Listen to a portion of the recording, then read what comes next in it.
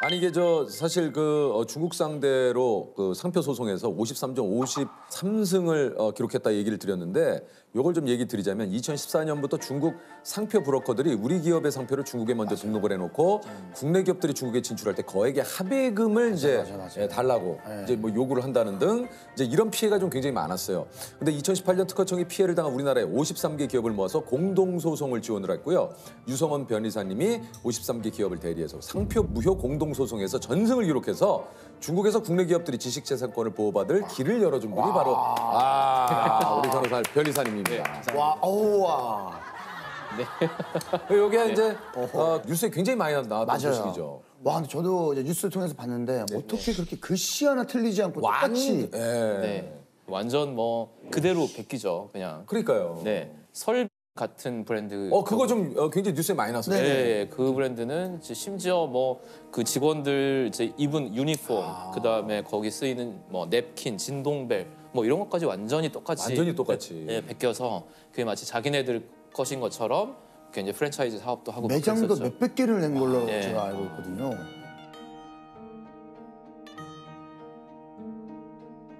(200개) 정도 매장을 냈었고 자기네들 홈페이지에 뭐 어디에 매장이 있다 이렇게 홍보도 하고. 실제로 거기 계신 분들은 한국에서 진출을 한 걸로 생각을 하고 있더라고요. 네, 맞아요. 그게 문제인 거죠, 사실은. 그게 문제인 거죠. 예. 보통 이 상표 브로커들이요. 직접 그걸 베껴서 거기서 똑같이 영업하는 경우들도 있지만 조금 더 대부분의 경우는 상표를 막 수백 개, 수천 개씩 모아요. 그래서 이제 그 상표를 이제 파는 거, 상표권을 파는 걸로 보통 비즈니스를 많이 해요.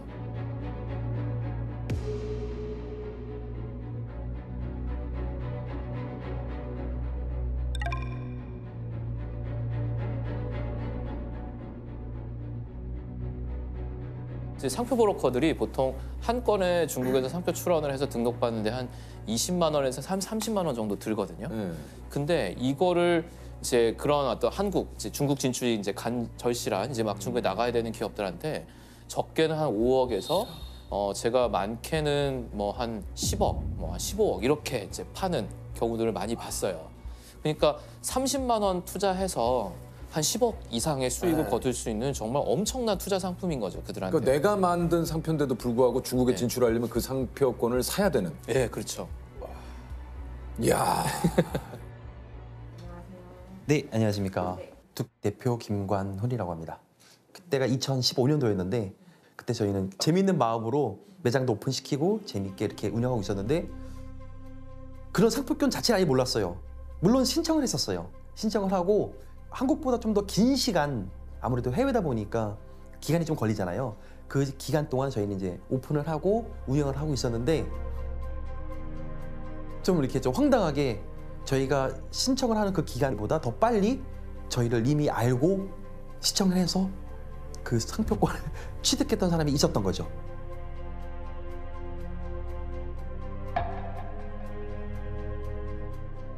저희가 많은 점포를 만약에 더 오픈하면 오픈할수록 상표권을 먼저 갖고 있는 사람한테는 나중에 더 큰 비용을 주고 이거를 오히려 사와야 된다.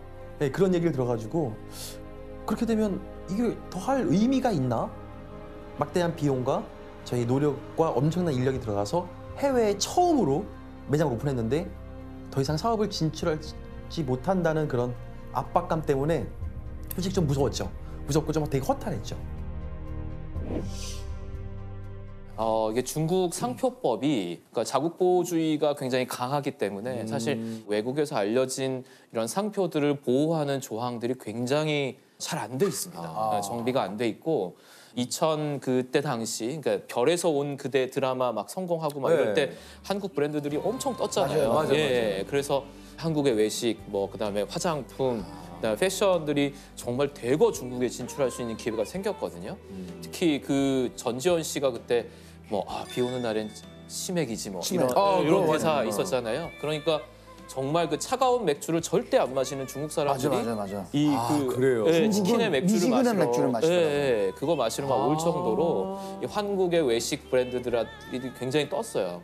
근데 이제 그 기회를 이제 포착을 하고 이 악의적인 중국 브로커들이 한국의 이런 그 외식 브랜드, 화장품 브랜드, 그다음에 패션 브랜드들을 대거 이제 상표 출원을 해서 상표권을 이제 확보하고.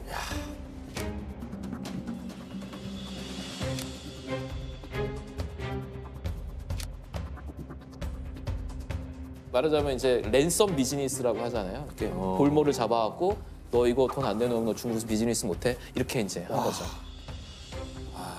이게 이제 피해를 당한 기업이 한 53개 기업이라고 하는데 이제 어떤 것들이 좀 있었습니까? 그때 이제 53개 그 공동 소송에 참여했던 기업들이 여러분들 아실 만한 브랜드들 많이 있습니다. 뭐 이화수 육개장, 그다음에 뭐 꿀닭, 치킨, 뭐 이런 브랜드들 예, 이런 게 있었고 또 화장품 브랜드들도 꽤 있었어요.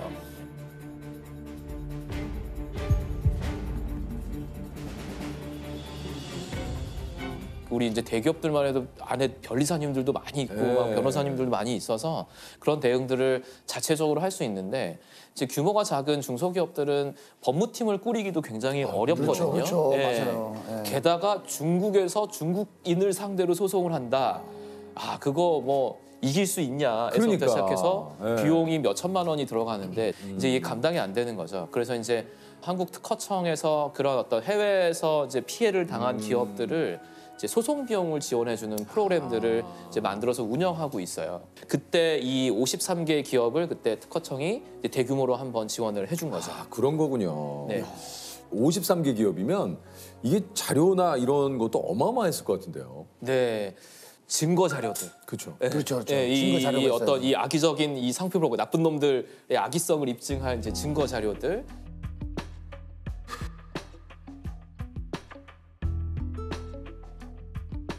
판례들, 네, 관련 판례들 뭐 이런 거 수집하는데 엄청 이제 시간이 많이 듭니다. 그다음에 적게는 한 50페이지, 100페이지에서부터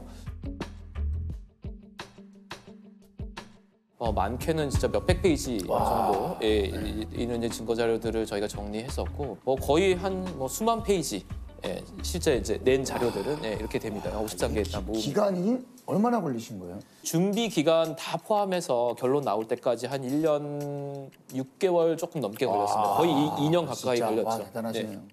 재밌는 일 많이 했었어요. 저 증거 조사하러 저기 정수기 업체 증거 조사 그 회사 공장에 잠입하려고 이제 지심무역 이래가지고 명함을 하나 파서 그 업체 제 정수기 그 모조품을 사오려고 한국에 있는 지심무역 회사 사장이라고 해갖고 저희 중국인 직원하고 셋이 가갖고 이제 그거 하나 사오고 샘플 사오고 얼마나 조마조마하니 들키면 이제 거기서 죽는 거잖아요 사실. 예.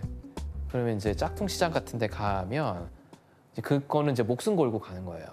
조사 업체들, 중국에 이제 조사하는 업체들하고 중국의 로펌 직원하고 이렇게 여러 명에서 이제 한 5명 정도가 이렇게 같이 가거든요. 엄청 주의를 많이 줘요. 절대 조사하는 척 티내지 말고 구매하는 듯한 느낌을 줘야 되고 조금이라도 이상한 느낌이 들면 내가 지시하면 바로 차로 뛰어가야 된다. 한 번은 진짜로 그런 일이 있었어요. 갑자기 하다가 저희 옆에 있는 직원이 지금 당장 뒤돌아보지 말고 무조건 우리 아까 차에 있는 주차장을 뛰라고 단체로 뛰어갔어요 진짜로. 네. 근데 걔네들이 눈치를 채고 칼이나 이런 걸 들고 이제 위해를 가하려고 이제 쫓아오는 거죠. 예, 진짜 영화에 나오는. 예, 그래서 이제 차에 타서 바로 호텔로 돌아갔는데 호텔까지 쫓아와서 이제 알아낼까봐 원래 그 다음 날 저희가 체크아웃인데 그날 바로 체크아웃해서 바로 그냥 이제 북경으로 다시 돌아가고 이런 일을 한 적도 있었습니다. 아마 대한민국 변리사 중에서 가서 단속 나가고 위장하고 이렇게 해서 잠입하고 이런 거 한 사람 아마 없을 것 같아요. 저밖에는 없을 것 같아요. 예. 재판장의 상대 측은 당연히 이 상표는 내 것이라고 또 이제 억지를 좀 부렸을 텐데 이게 이제 좀 듣다가 좀 답답하고 화나는 것도 굉장히 좀 많았을 것 같아요. 진짜 굉장히 열받죠. 예, 진짜 이게 듣고 있으면 진짜 울컥울컥 화가 올라옵니다. 그러니까 저걸 말이라고 하나 이런 거죠. 누가 봐도 베끼고 누가 봐도 완전히 그냥 남의 걸 따라했는데도 이게 자기가 만들었다.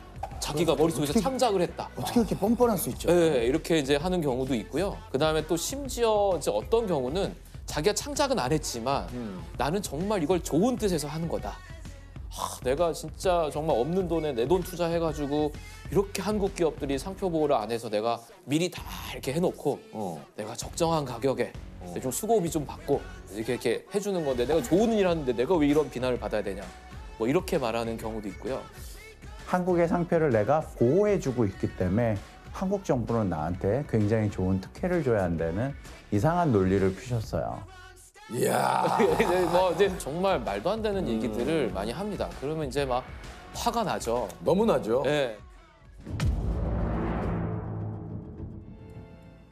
야! 알로마! 네가 대한민국을 야! 이게 이제 그 이전에는 중국 상표 브로커를 상대로 소송해서 이긴 사례가 없었다고 그래요. 아 그래요? 예. 네. 비법 같은 게 좀 있었습니까? 이제 아까 말씀하신 것처럼 이 이전에는 정말로 이 중국 상표 브로커들을 상대할 수 있는 어떤 이 법적인 논리나 전략이 없다라고 하는 거였고 그냥 잘 달래서 싼 가격에 협상해서 좋은 가격에 사오면 그게 최고야. 맞아요, 이럴 맞아요. 방법이 없어. 뭐 이랬었거든요. 근데 그래서 이제 연구를 좀 시작했죠. 중국의 악의적 상표 브로커들을 이길 수 있는 어떤 이 법적인 전략들을 한번 우리 파헤쳐보자. 돈 주고 잘 사오는 거 말고 판례들을 정말 거의 대부분 다 뒤진 것 같고요. 심지어는 이제 법률 저널에 나오는 이런 논문들 이런 것들까지 저희가 다 봤어요. 중국 상표 평심위원회 법무통신이라는 저널이 있는데 그걸 이제 저희가 보게 된 거죠. 그러니까 여기에 좀 보니까 중국의 그 한 판사님이 타인의 상표에 대한 악의적 수집에 대한 이 비판 글을 이제 이분이 쓰셨는데 여기서 이제 이런 판례를 조사해서 악의성을 입증을 해야 된다. 네. 이런 결론을 좀 내리셨다고. 예, 맞습니다. 그러니까 뭐 기존에 뭐 어떤 우리가 뭐 중국에서 얼마나 영향력이 있고 매출을 얼마나 거뒀고 광고를 이거보다 이놈이 나쁜 놈이야. 요거를 입증. 악의성을 입증해. 예, 이놈이 진짜 나쁜 놈이야라고 하는 것에 집중해서 이제 이거 입증하는데 제일 이제 힘을 많이 썼죠. 근데 그 악의성을 어떻게 입증을 그걸? 이 사람이 실제로 쓰지도 않는데 상표를 막 수백 건, 수천 건씩 갖고 있어요. 이거는 진실한 어떤 상표의 사용 의사 없이 상표를 그냥 수집하는 거거든요. 요것도 있고 그다음에 어떤 상표 거래 사이트 같은 데들이 있습니다. 예. 이런 데다 올려놓고 자기가 상표를 얼마에 판다. 이런 어떤 올려놓은 이력들. 그다음에 또 원래 원 사용권자한테 접촉해서 돈 얼마 내가 뭐 요구를 했던 했다거나 뭐 네. 이제 그런 것들을 저희가 이제 다 수집을 하죠. 증거 자료가 되는 거네요. 그럼. 그렇죠.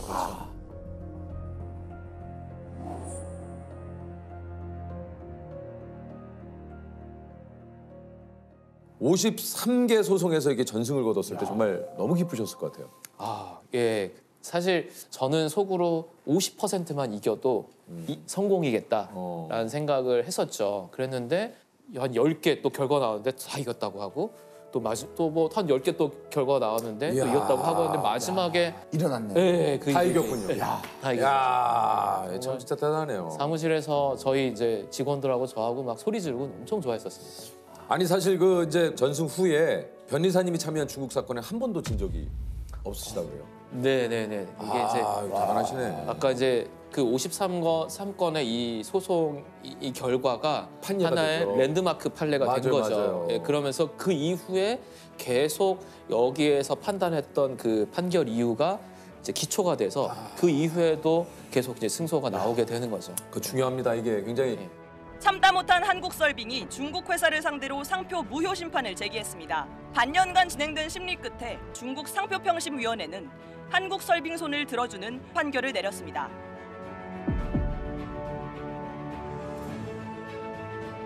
이 결과가 나온 이후에 어떤 일들이 일어났냐면 중국 상표국에서 지금 저희가 승소한 이 브로커들 있잖아요.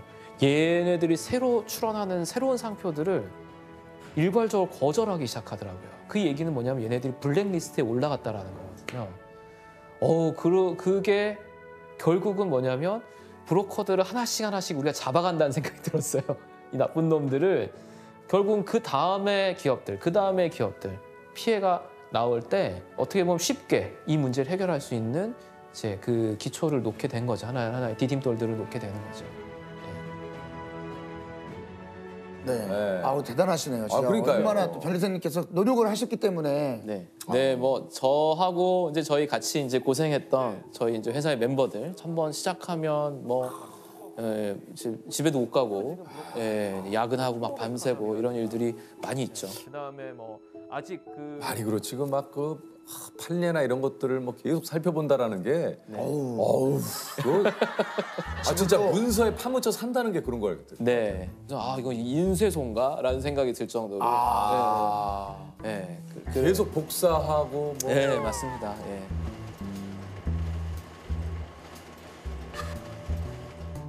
그거 자료 못하겠다 나. 못해. 아니 뭐 시험도 통과를 못하겠지만 많이 어떻게 해요? 그리고 이제 공부도 계속 해야죠.